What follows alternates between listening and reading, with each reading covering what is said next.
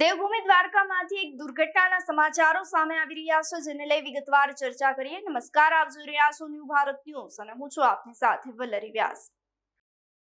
દ્વારકામાં ઇલેક્ટ્રિક કામ દરમિયાન દુર્ઘટના સર્જાઈ હતી. ઇલેક્ટ્રિક કામ દરમિયાન છાતીના ભાગની અંદર લોખંડનો સળિયો ખુસી જતા એક 33 વર્ષીય યુવકનું મોત નીપજ્યું છે. મૃતકનું નામ જીતેન્દ્ર કણજારિયા હોવાનું હાલ સામે આવી રહ્યું છે. આરકે નગર વિસ્તારમાં ઇલેક્ટ્રિકની કામગીરી કરવા માટે તેઓ ગયા હતા. તે સમય દરમિયાન અચાનક જ તેમને ગંભીર અકસ્માત નડ્યો હતો. ઘટનામાં તેમને છાતીના ભાગે ગંભીર ઈજા પહોંચતા તેઓને ગંભીર રીતે ઘાયલ બન્યા હતા. તાત્કાલિક સારવાર માટે તેઓને જામ ખંભાળિયા હોસ્પિટલ ખાતે ખસેડવામાં આવ્યા હતા, જ્યાં ફરજ પરના તબીબે તપાસ બાદ તેમને મૃત જાહેર કર્યા હતા. યુવકના અકાળે અવસાનથી પરિવારજનોમાં શોકનું મોજું ફરી વળ્યું છે. સમગ્ર વિસ્તારમાં પણ આ ઘટનાને લઈ દુઃખની લાગણી છવાઈ ગઈ છે.